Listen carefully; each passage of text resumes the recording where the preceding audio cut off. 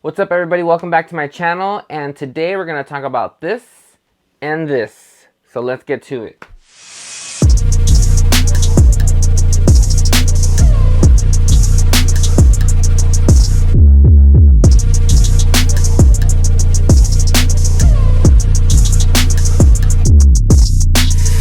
So as you guys know from the title, I do want to talk about those OnePlus 7T Pro and what it's been like after a month, because from the last video I posted about this phone, you guys were pretty interested in it and seemed to like it and were very interested in this phone. So I want to give you guys an update on what it's been like. But I also want to talk about this guy right here. My wonderful girlfriend recently bought me this. I've been using it along with the phone, and I want to talk about how this watch, which is a Galaxy watch, works with a device like a OnePlus phone, because there is some things that work and some things that don't. But I want to talk about those things also in this video, because I was searching the web when I was setting this thing up. It wasn't difficult, but there were some questions I had which maybe I can answer in this video for you guys. Alright, so first thing I want to talk about is the phone, the OnePlus 7T Pro McLaren edition. Honestly guys, it's been a great phone so far. Let's start with the battery. So far, at the beginning, I read a lot of reviews and the forums and stuff. People were complaining about the battery a little, and I never really experienced it. And honestly, as time went by, the battery life started getting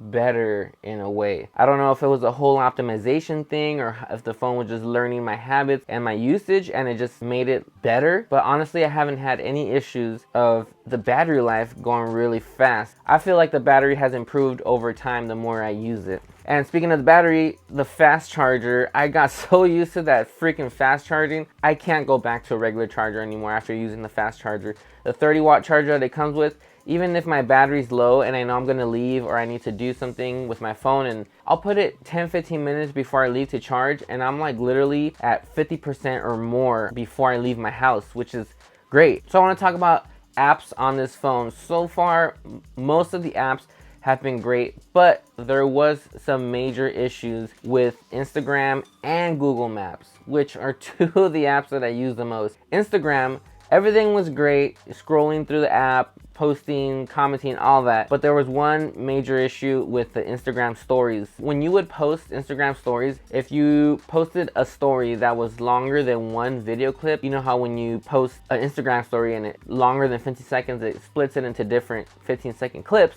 This phone, for some reason, would not upload more than one. So it would only upload the first part of your Instagram story. If there was more clips, it would not upload them.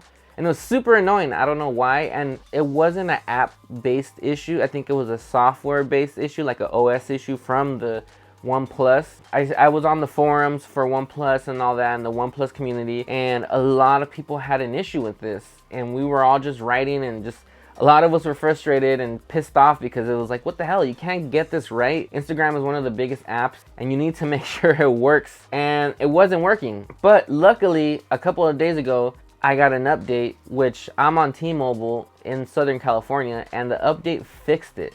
So it definitely was an OS issue. They worked it out. It took a little bit of time, but they got it to work, which is great. So now Instagram stories are working. And it was kind of annoying, but it's fixed now. So that's a good sign. We got some progress.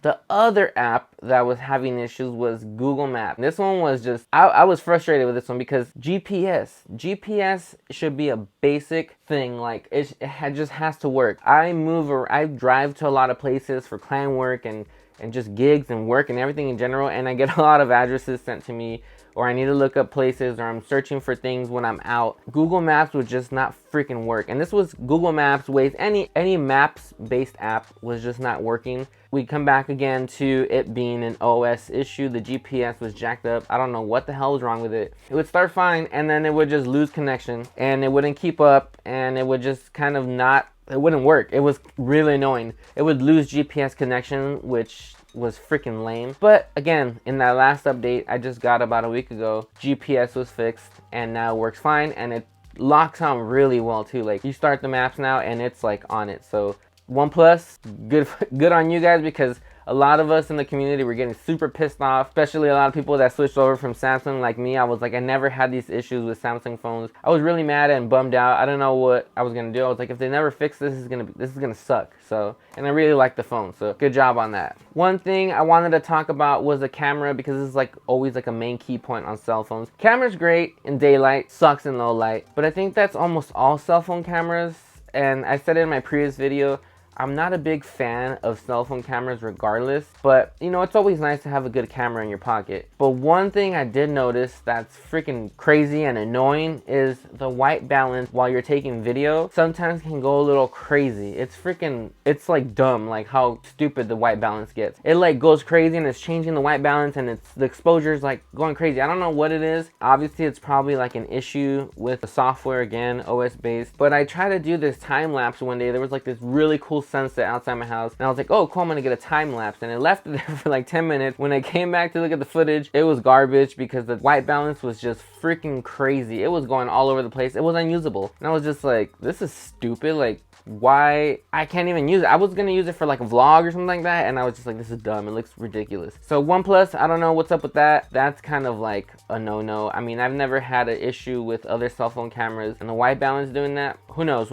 If you have the phone and have noticed that issue, leave a comment down below and let me know if you've kind of figured out what it is. I mean, obviously you could probably lock the white balance, but when you're filming your auto white balance, it shouldn't be noticeable, and this thing is like noticeable. So I don't know, maybe they'll fix it. All in all though, the phone, after a month and a half of using it, I've been pretty happy with it. It's fast, the 90Hz screen is great. My eyes are so spoiled with that too. When I go onto other cell phones and like screens and stuff, I'm like, this thing is slow. Everything else is fine. Apps so far, Facebook, Instagram, Twitter, everything works fine, you know, now that the update came out and they fixed a lot of the issues. Would I still recommend this phone? Yes, I think I would recommend this phone if you're an Android user and you're thinking about switching over to a OnePlus from a Samsung. It's a great phone, honestly. I used Samsung phones for many years, and this is the first time I ever switched over from Samsung to another phone company, and I love it so far. Now let's move on to the next part, to this guy. Why did I buy a Galaxy watch when I could have bought an Android watch? Well, like I said, I have been a Samsung user for the longest time, and I've always used the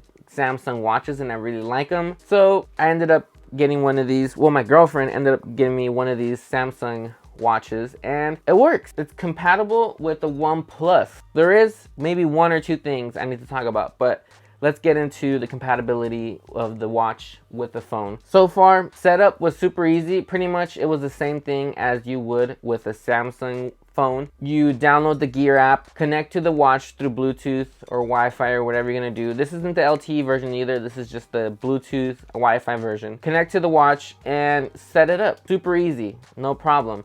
There's only one more step in the process. You do have to download a separate app called the Galaxy Wearable Plugin, I believe it is, and you download that, and that's just another app that works in conjunction with the Galaxy Wearable app in order to communicate. It's like a middleman, so it's to communicate the watch to the phone. So, but it's nothing crazy. You just download it and it communicates back and forth between your phone and the watch. Other than that, setup was super easy. It was a breeze. Only issue I've ran into, and this might be a deal breaker for some people, but it really isn't for me, messages. So on my OnePlus 7T Pro, I use Android Messages, which is a Google-based messaging app, pretty much. And on Samsung phones, they have their own messaging app in their phones, which comes installed in this watch. But when you don't have a Samsung phone, the messaging app doesn't even come up on this watch. So you're like, okay, how do I get my messages? Well, you have to give the Messages app permission to send notifications. Okay, once you do that,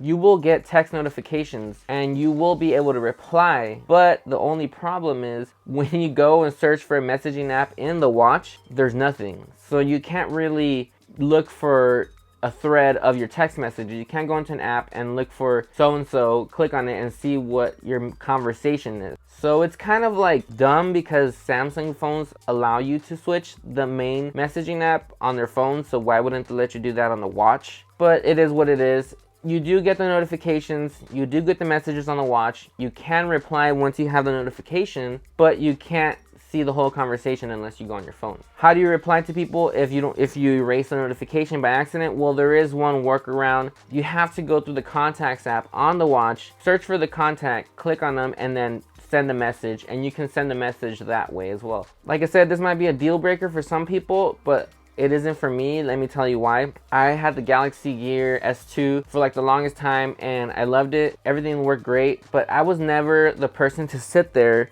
and reply, you know, text messages on my watch. Like, it was just always never efficient to me. So not being able to have like a text message thread on here, and like not be, I mean, you can reply on here, but I'll get the text message, I'll see who it is. If it's important, I'll grab my phone, reply. If it's not really important, you're gonna have to wait. But that's why to me it's not a deal breaker. As long as I'm getting a notification and I can read what it says, who it is, that's good enough for me. Everything else works fine. Weather app, GPS on it, anything else, any other apps, the watch faces, everything works fine. Connectivity with the phone and the watch. Other than that, it's been great so far with this phone and this watch. I'm glad to have another one because my last one died like a month or two ago. It literally stopped working, so I was out of a watch for the longest time, and it was weird just not having a watch. So having a watch again is great. So, but yeah, I mean, thank you guys for watching. If you guys have any questions, comments, leave them down below. Make sure to like this video, and I guess I'll see you guys on the next one. Peace out.